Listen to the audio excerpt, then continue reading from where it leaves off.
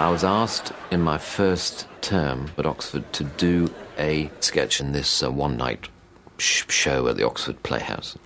And I'd never written anything, and I'm not really naturally a writer. So I just had to invent a sort of, 5 minutes of something at 48 hours' notice. I just stood in front of the mirror and started to mess about with my face, basically. And this strange, surreal, non-speaking character evolved.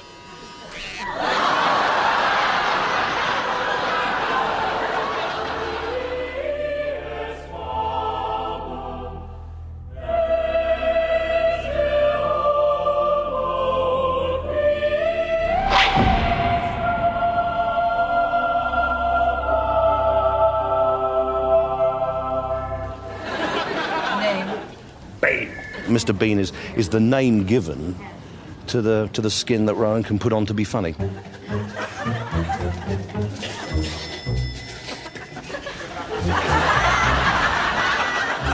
You've got a character who is quite intelligent and subversive, but you've also got a character who looks odd and behaves in an odd way and has odd solutions to problems.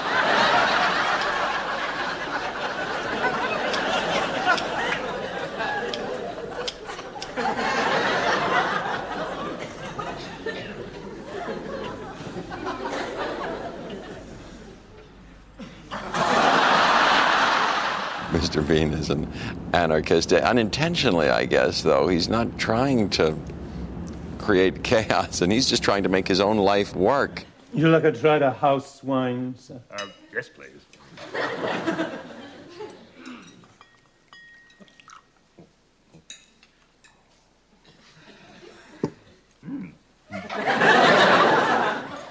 No. I'm driving.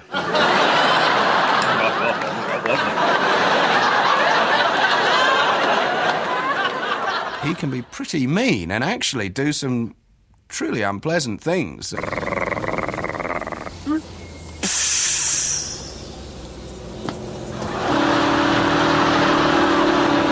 He's just able to make something out of nothing, and his physical humor, what he does with that face.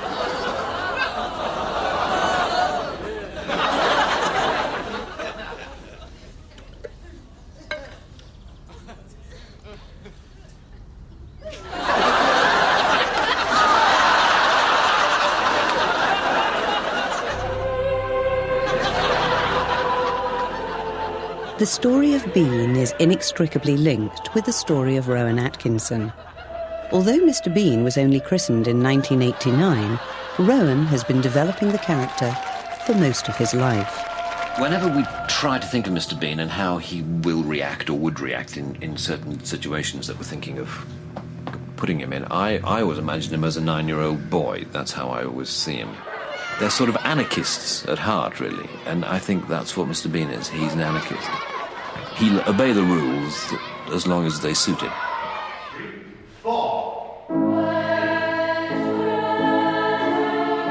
Rowan Atkinson was educated at Durham Cathedral Choir School.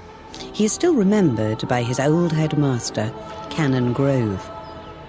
I had a member of staff named Cyril Watson who produced plays, and one year he chose St. Joan. And it was obviously a spark of genius on his part to see that Rowan was the perfect person for the Dauphin. It was quite camp. I seem to remember the first and possibly last time I've ever played someone truly camp. Shaw's own description was that the Dauphin was a pathetic little creature, yet irrepressible, with a cheeky sense of humour, and always liable to get his own way in the end.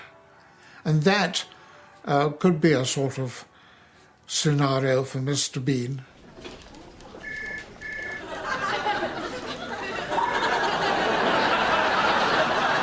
What the hell do you think you're doing? Pinching my bottom in a hospital queue. The first impression he gave was that he was an extremely shy little boy.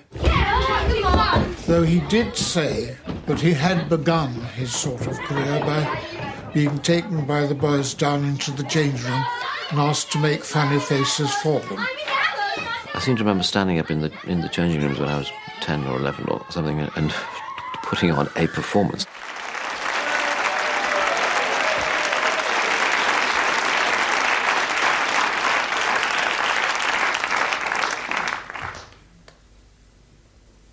Right, quiet, please.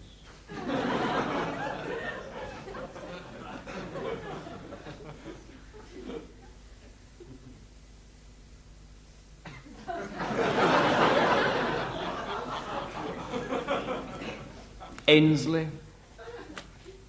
Babcock, Bland, Carthorse, Dint, Ellsworth Beast Major. I think it's very likely that the funny faces were myself and my colleagues.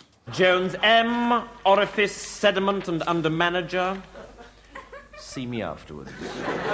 Most of you, of course, didn't write nearly enough. Dint, your answer was unreadable. Put it away, Plectrum.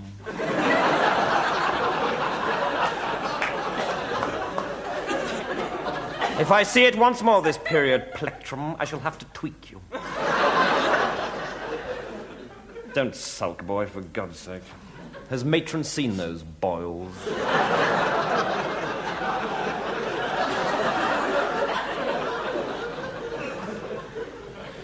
Horrid little twerp.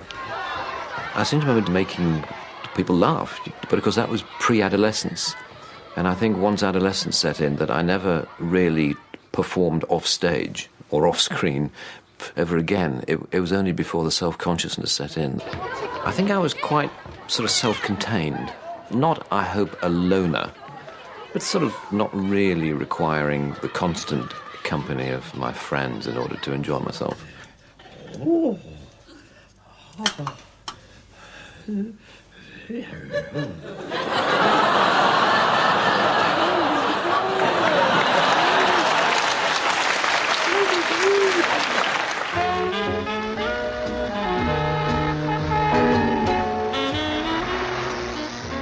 My interest in visual comedy was based on discovering a film by Jacques Tati called Monsieur Hulot's Holiday, which I discovered when I was in the sixth form at school because I was the projectionist. And myself and a friend were in charge of that operation, and it enabled us to sort of leaf through film catalogues and order whatever films came into our minds.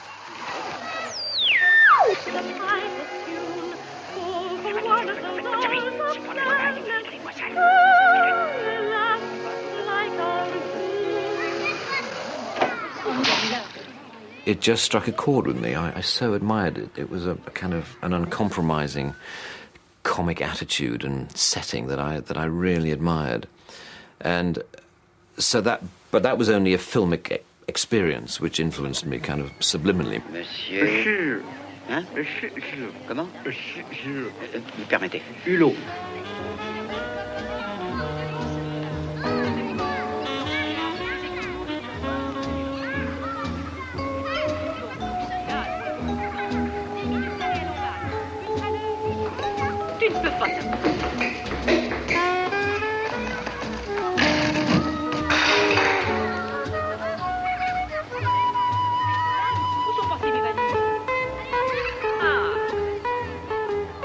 It was something that I forgot about, really, for the 3 years I was at Newcastle University, from where I went to Oxford University. And it was there, really, that it sort of returned. My background and my natural inclinations were fairly northern, and suddenly I was in this very sort of cultured, more sort of southern environment. And, and I was working with, all my friends, if you like, were reading classics and English and French literature. I was the only one reading engineering science. When I first met him, he was nervous. And he was odd. I mean, there was a lot of sort of nervousness about being around women generally, which, of course, is fantastically endearing. Lorraine. Morning, Robert.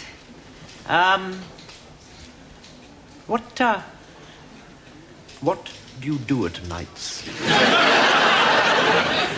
I beg your pardon? You eat at night? Or what? Well, as a rule, yes. Aha! Yes. Yes. Well, yes, well, I do, actually. I quite often go to a pub on my way home. But tonight I thought I'd really splash out on something a lot better. Go somewhere really nice. Would you like me to join you? No, don't trouble yourself. No, it'll be, yes? Yes, would that be okay? In his very first term at Oxford, Rowan had a fortuitous meeting with a student comedy writer. I saw this little advert in the university newspaper saying we're thinking of getting a comedy review together, meetings at University College at a certain time. So I thought I'd beetle along because I felt as though I had an interest. And Richard was there. Yes, Rowan and I met at a tiny scriptwriters conference in a Don's room. In the summer of 1976. And I remember he was very bright, very talkative, which I wasn't. Because he was very quiet. He didn't say anything for the entire 2-hour meeting. But he kind of made up for whatever contribution I was lacking from me. And then finally one day, we were asked whether we had anything we wanted to put into the review that we were going to do. And Rose stood up in the room and performed these 2 sketches that he'd worked out, which were replete with such flagrant genius. Unfortunately, it was the first time we heard him speak. They were completely wonderful. The Oxford Playhouse provided a showcase where Rowan performed much of his early material, with Richard as the straight man. At the centre of the Elizabethan world sits the king. Upon the character of the king depends the plot, and so there are many different kinds of king. The benign king. The benign king with a physical defect.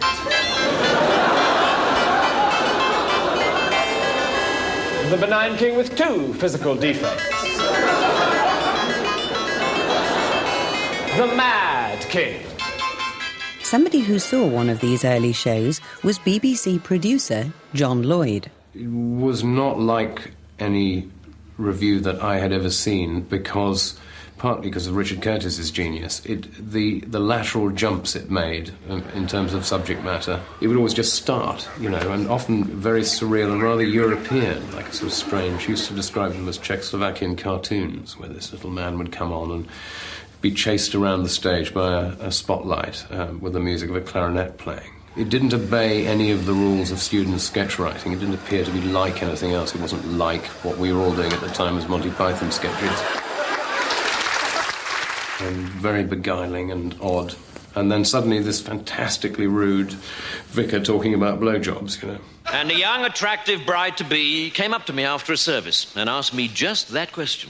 Father, what is the church's attitude to fellatio? And I replied, well, Joanne, I'd like to tell you, but unfortunately, I don't know what fellatio is. And so she showed me. And ever since, whenever anyone has asked me the question, Father, what is the church's attitude to fellatio? I always reply, well, I'd like to tell you. But unfortunately, I don't know what fellatio is. The shows usually took the form of something very visual, sort of mime thing. A famous mime where he mimed to a sort of Beethoven piano sonata.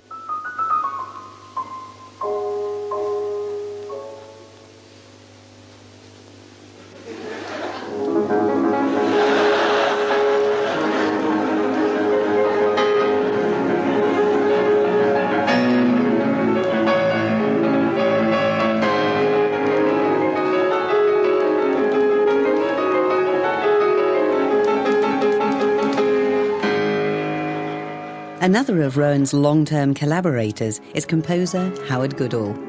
He is very musical. And we've always done a lot of musical sketches on the stage show, which is probably why I've been more involved than musical directors normally are in a comedy show. He did one where he was a concert pianist playing Beethoven. He did one as a conductor. He did a AC/DC guitar mime, and he did a thing called drumming, which we worked on together.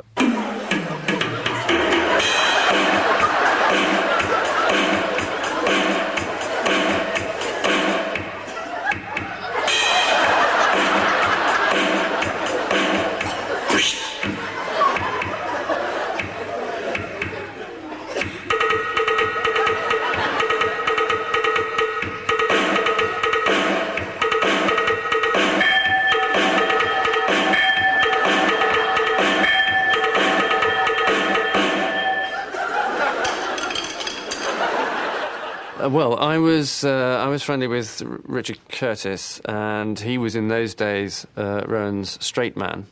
In fact, he was, as I later became, the other person in Rowan's one-man show. Good evening and welcome to the Boston University Huntington There were a Theatre. number of different sketches, different characters, all of which had elements of what later became Mr. Bean. I can remember one when he was a sketch about someone on his first date. The first crucial step is having arranged to pick up your date not to look like a complete idiot when she opens the door. Best to look as though your attention has been momentarily distracted. But when you do notice her, it is vital to say how pretty she is looking straight away. But don't overdo it. He is very, very careful about everything he does. He works out everything in advance. And it'll be the same performance every night. But it was much more like preparing a play. And I think in that regard, he is more like an actor than a comedian, that he'll spend, a long time working out the dynamics of a particular scene. Once in the car, there are various ways of driving. If you drive like this,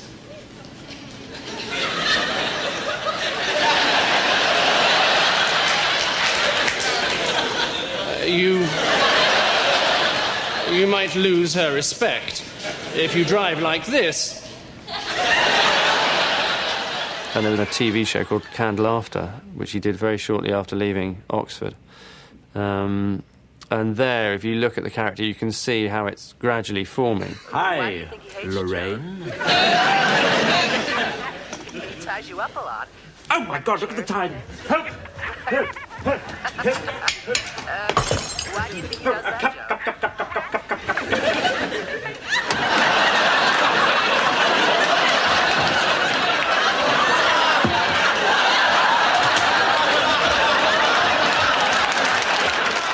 Richard Curtis and I were writing a full stage review for Rowan with lots of different sketches, and we wrote a couple of silent ones for him, one of which was called Cheating, which I was particularly involved in, and, well, we co-wrote the whole show. And that later became a Mr. Bean sketch. It didn't change, really, at all. It's just that we didn't actually call it Mr. Bean at the time. I think what he did is to take elements of those different characters and package them together. And that's, I think, probably how Mr. Bean was born.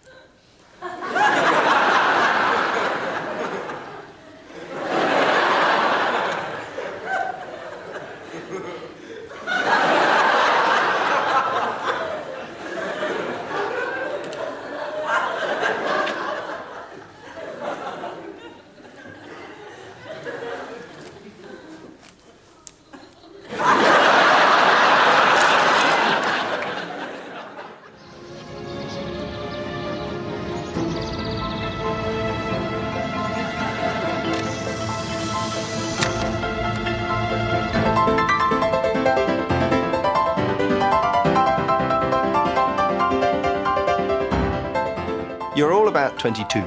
You're touring with one of the great comic geniuses of the century. And you're still 22, and you're three friends. So how do you handle that? Because obviously the minute Rowan walks on stage, he has 5,000 people or 3,000 people in the palm of his hand. And it's an extraordinary gift, and we don't really discuss it very much, but that's what's happening. Hello. It's nice to see you all here. Now, as the more perceptive of you have probably realized by now, this is hell. And I am the devil. Good evening. But you can call me Toby, if you like. We try to keep things informal here, as well as infernal. That's just a little joke of mine. I tell it every time. Now, murderers. Murderers, over here, please. Thank you. Looters and pillagers, over here. Thieves, if you could join them. And lawyers. You're in that lot. Villains are always more fun to play than good guys. That's a well-known fact. I enjoy characters who have a vindictiveness in them. I always have done it. In the end, it's just more fun. There was a very funny moment when I first sent him the script of the tall guy, and the character that he eventually played was at that point called Rowan Atkinson, just as a joke. And he rang me up and asked me which part I wanted him to play. It was somewhat based on his real life, I guess, experiences with Richard Curtis, who wrote The Tall Guy, brilliant man that he is, and funny script that it is, and because he played something of the same part in Rowan's one-man show.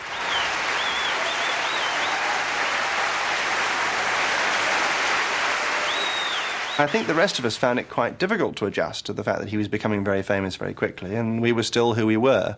And this was way before Richard had become a well-known writer in his own right, so I think there was quite a lot of adjustment to be done in terms of that. And I think, especially for Rowan, difficult for him to adjust to his friends. Were always wondering whether he was going to buy the meal or not. The only thing in which Rowe was naughty during the stage show is he did have a lot of trouble describing it as anything but a one-man show. I remember saying to him once, pointing at the poster which said Rowan Atkinson in his one-man show, and saying, don't you think that poster's slightly strange? And he said, oh, yes, that typeface should be in green and not yellow. So I thought, well, I won't push it.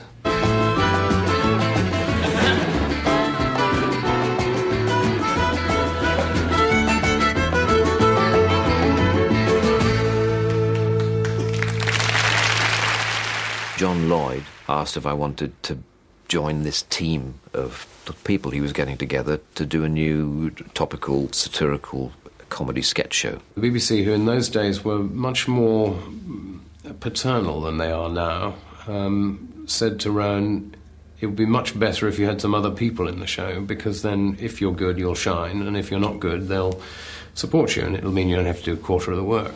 So I was at this crossroads, really, and I had to choose between doing a show on my own or doing a show with three others.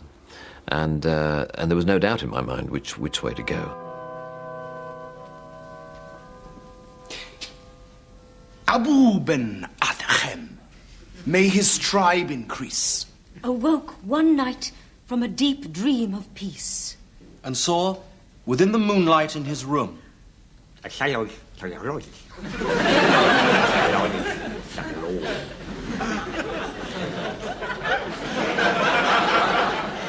to the presence in his room, he said, what writest thou? The vision raised its head, and with a look made of all sweet accord, answered, It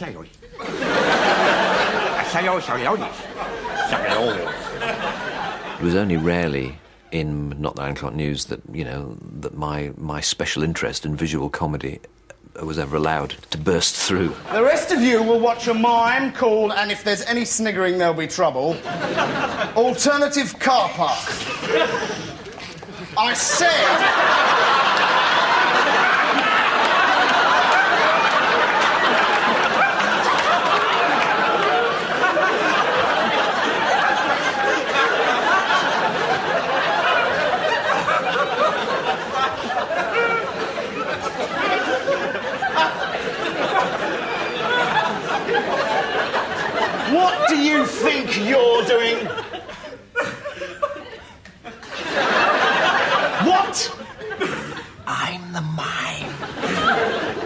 Well, why didn't you say so? Right, get on with the mime. I am a mime. My body is my tool. The ideas we had for visual characters were, rather unfocused, let's say. But the man who bumped into the tree was one of those rare occasions when it sort of got through. I can remember Richard Curtis and Rowan coming in very early, not the 9 o'clock news, and saying, we've got this great, great script, it's the best script we've ever written. And it consisted of, it says, Rowan is walking down the street, and he sees the camera, and then bumps into a lamppost. And I turned over the page, expecting the great delivery of the line. I said, well, what's this? What's the joke? He said, well, it's really funny. I said, this isn't funny at all. It's hopeless. It doesn't work at all. And they said, well, can we do it? Please, please, please. Can we have a couple of hours with the camera? And I said, sure. They went off and shot it with the director. It came back, and it was absolutely brilliant.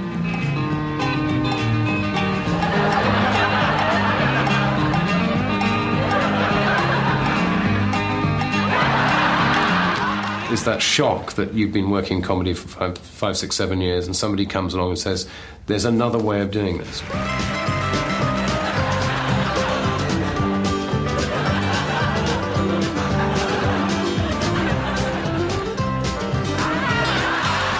He has not had to compromise. He's done pretty much exactly what he wants to. The compromises he's made have generally been so as not to upset his mother, not to say too many rude words because she might not like it.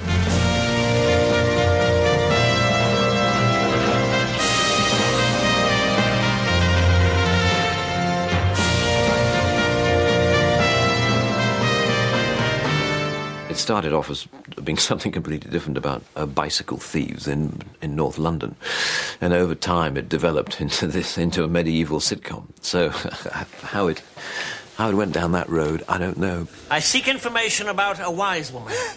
The wise woman. The wise woman. Yes, the wise woman. 2 things, my lord, must ye know of the wise woman. Yes?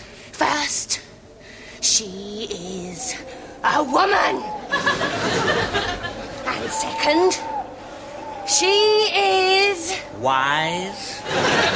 You do know her, then? No, just a wild stab in the dark, which is incidentally what you'll be getting if you don't start being a bit more helpful. I delighted in Blackadder in those very long, ornate things, Baldric, that's the most disgusting thing I've seen. Since Cardinal Wolsey got his knob out at Hampton Court... and stood at the end of the passage pretending to be a door. Oh, shut up, Balders. You'd laugh at a Shakespeare comedy. The Blackadders were very complicated by the end, it has to be said, because there were, 6 or 7 people working in a room, all of whom were capable on their own of developing entire projects, attempting to squeeze all their creative energy into a 2-dimensional situation comedy. Permission to sing boisterously, sir. If you must. Row, row, row your punt gently down the stream. Belts off, trousers down, isn't life a scream?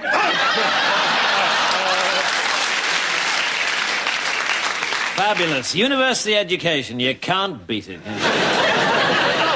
Now, what have we here? Name? Baldric, sir. Oh, tally-ho, yippity-dap and zing-zang spillit. Looking forward to bullying off for the final chucker? Answer the General, Baldric. I can't answer him, sir. I don't know what he's talking about. Are you looking forward to the big push? No, sir, I'm absolutely terrified. The healthy humour of the honest Tommy. Don't worry, my boy. If you should falter, remember that Captain Darling and I are behind you. About 35 miles behind. There are two Rowan characters, principally. There's the absolute bastard, who's the schoolmaster character, or Blackadder. And there's the funny, wibbly little man.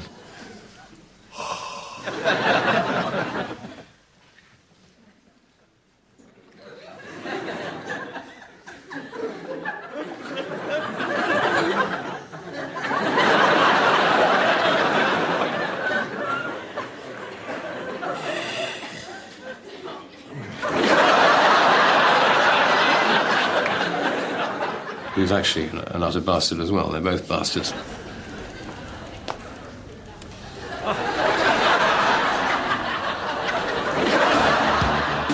In 1989, after the consideration of a long list of vegetables, the funny little wibbly man was given the name of Mr. Bean. Quite unexpectedly, this unfashionably silent comedy was an immediate hit. One of the secrets of the Bean visual humour is the careful and highly detailed preparation that goes into filming. I'm not at all sure that I enjoy acting, because I just find it so worrying and difficult. I enjoy planning things, I enjoy thinking about things and, contributing to the creation of things. The window down, or a head emerging as if you wanted a nice entrance for yourself, trying to get out of the train. Almost without seeing the window come down, just the sense of the grappling hand, of the hand coming out, where's the knob? Each and every Bean moment is meticulously choreographed. I don't know. I suppose I'd seen that he arrives in this shot already sort of faltering, you know what I mean? Though we just get the sense, or at least not necessarily that he's acknowledged his loss of ticket in the opening shot, but he could be looking for it. And we're still fairly confident. Yeah. And then when we pick him up profile, that he's sort of starting to falter, and there's a little bit more of the Yeah. Oh, bloody hell, I haven't got anything. If this angle works best, that's lovely. The change of direction, if you see what I mean. I'm always aware that of any 10 suggestions I might come up with, 3 or 4 or 5, maybe along the same lines that he's thinking. But I'm always unnerved by the fact that on almost all the other occasions, he's so far ahead that I then have to choose between, open-mouthed admiration or a very quick recovery, where I say, yes, I felt something similar would probably do very well, and then scuttle off and try and get to the cameraman before he does. This bag could do with being 6 inches longer. 6 inches longer? Yeah, I think so. How fast can you go? So one corner of the bag would go through and get stuck, and then and then he'd come back, and then think, well, there's only one way out, and that is to go at the top.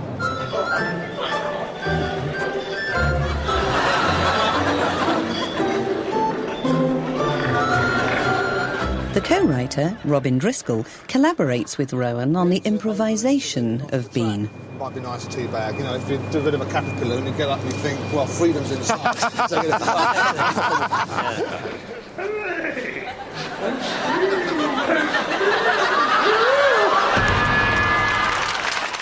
One of the reasons why Mr. Bean has gone on is because actually the process of creating him is quite a lot of fun. You think of a basic situation, just as you're walking around, you're in a barber shop and you think, yes, this is a place where people don't talk to each other. I could do a Mr. Bean thing here.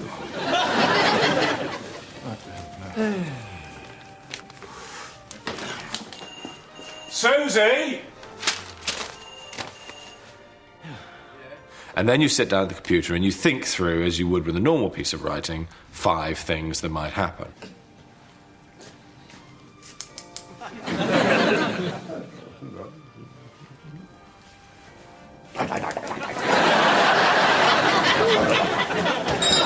Sorry, look, can I just leave Jamie here with you for a moment? I've left my purse in the shop back there.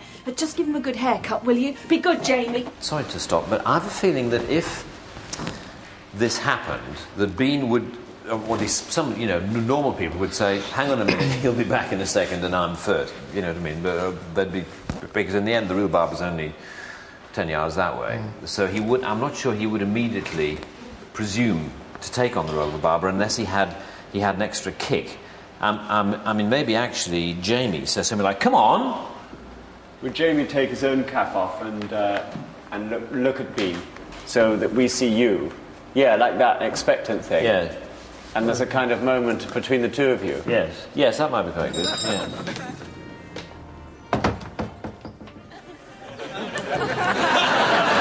yes, that's quite good. Yes, exactly. Good. Yeah, that might be all I need.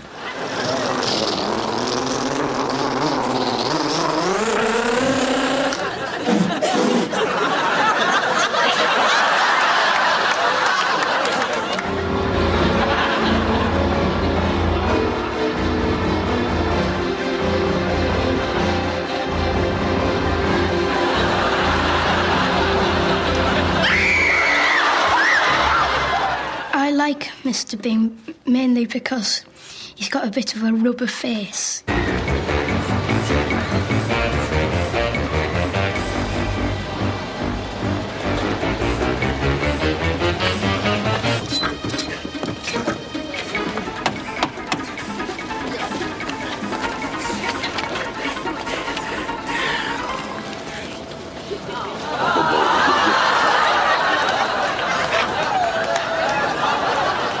Blue 3 and 2, 32.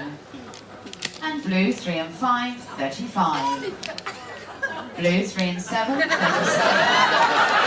White 6 0, 9, 60. Yellow 2 and 5, 25. White 5 and 4, 54. Yellow 2 and 3, 23. Green anywhere around 69.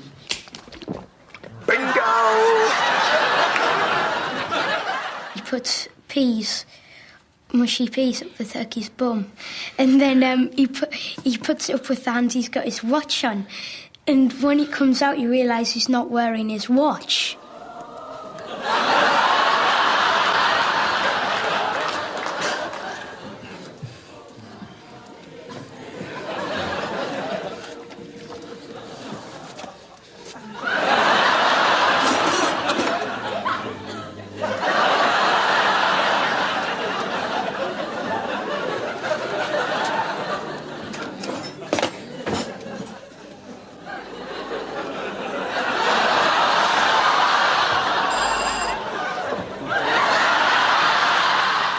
The turkey on his head, and when his girlfriend comes, they find out. Are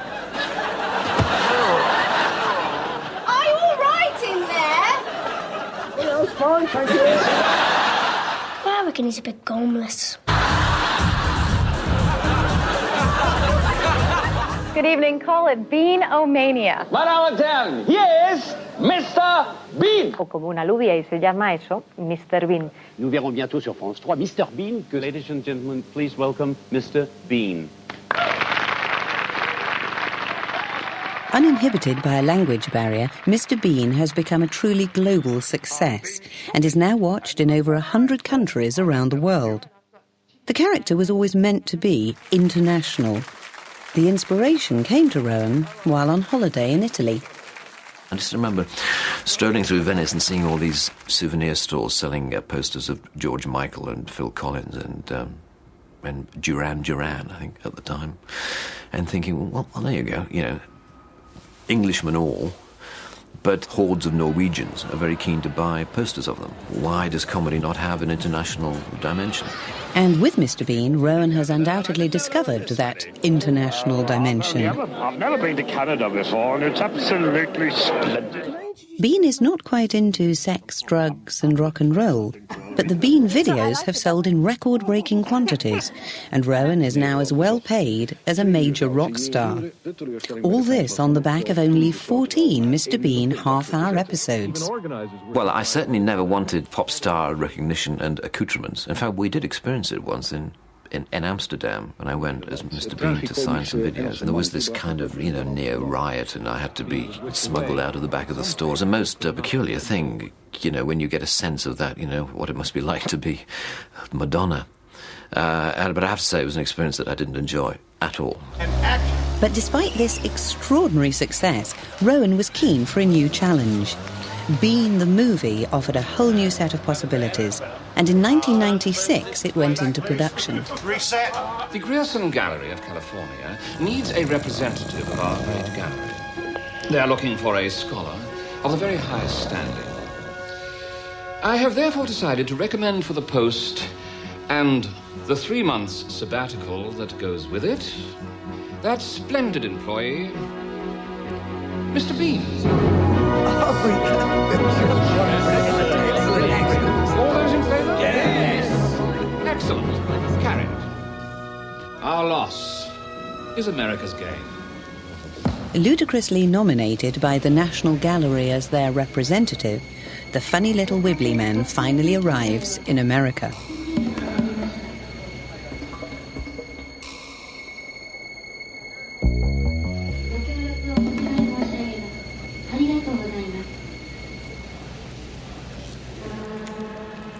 he gets a bit of a warm reception at Los Angeles airport and immediately gets on the wrong side of the police.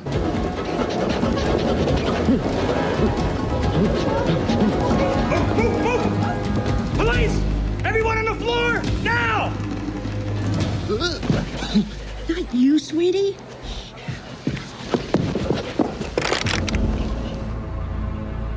The structure and narrative of a film, if you're aiming to make it any kind of success, has got to be so different to that of a half-hour television program. It is a huge leap to make. And if we were going to go through all the effort and torment of making that leap and try to make it work, that it seemed logical that we should try to be doing something different with the character. Which goes back again to this idea of trying to explore more facets of the character than we had been able to do on television. Just because it's a film, we mustn't allow ourselves not to put in straight, funny visual sequences. And so we've had about 8 days of rehearsal where we go into a rehearsal room and the three of us just fool around with basic ideas. Mr. Bean on the plane, Mr. Bean with a pair of wet trousers, Mr. Bean in bed, and stuff like that. And a lot of the funniest things, indeed, in the final movie, when I suspect come from those genuinely amusing occasions, rather than sitting alone in one's room typing speeches for people. Well done, Hugo. That's fantastic. Lean away from him.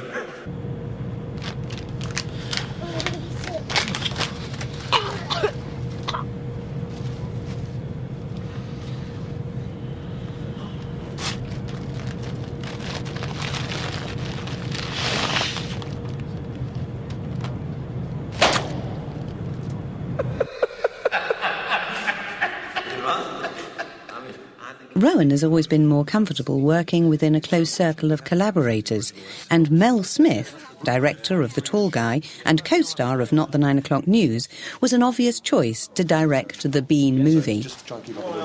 In the TV programmes, there are no real consequences to what he does. I mean, there are consequences in the short term, within the 10-minute sketch or whatever it may be, to the people who are in the vicinity. The interesting thing about doing a film is that there are real consequences in our story. And what he does actually impacts on other people. Are you feeling lucky, punk? Here? In our house for 2 months? Oh, David, what, suddenly there's no hotels in Los Angeles? Okay, there's no need to get excited here. I just thought, this is the Royal National Gallery of England's top man. I thought it'd be very exciting to have around, to learn from and talk to. And So do we know anything about our new best friend? No, but I think they might have mentioned it if he was a notorious serial killer. He's a genius, huh? That's what they tell me. Well, it looks like a fruitcake to me.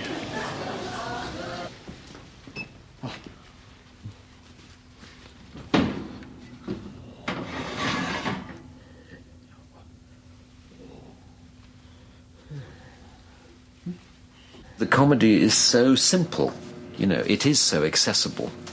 It's so manifest, really, to anybody.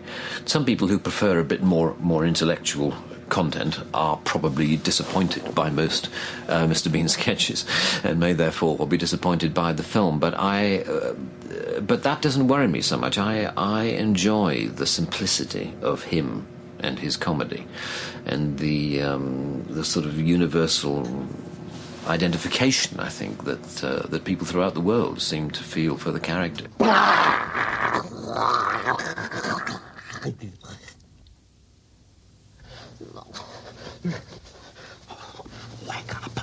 Wake up. I don't know what to say about Bean. He's clearly a Force 10 disaster area, but God, help me. I like him.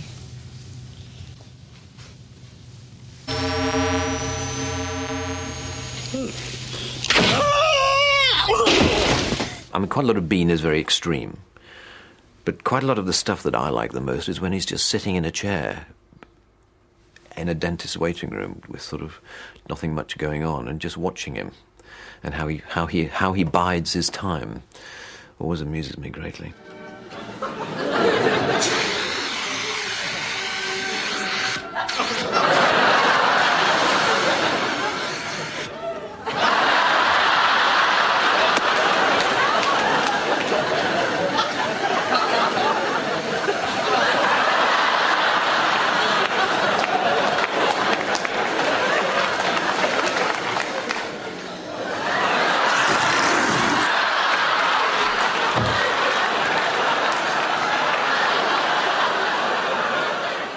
I think Mr. Bean is Rowan Atkinson. I mean, I've sort of seen him be that person in his own life. So I think, you know, they're not that far apart. If you're going to present a situation visually, I think the character or the personality that you create in order to present visual comedy comes from very deep within you. It's very identifiable as a part of you, which leads to my theory that actually that you have only one truly good and convincing visual comedy character within you. Nobody has more than one.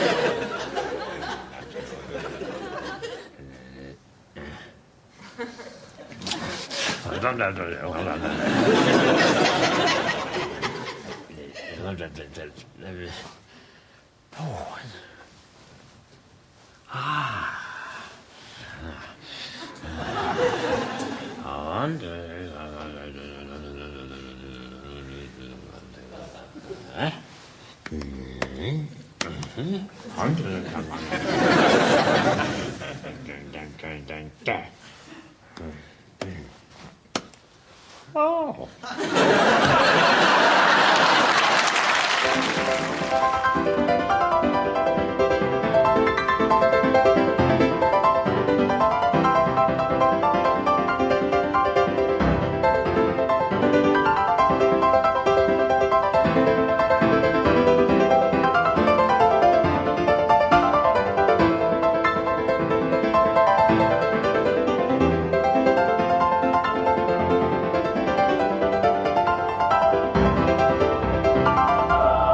I sometimes speculate about where I'd be now if I hadn't, you know, decided to take that plunge and write to those agents and take it seriously, and whether I'd be, you know, in some small research laboratory near Swindon doing amateur dramatics every 3 months. And I'm sure I would be enjoying it greatly.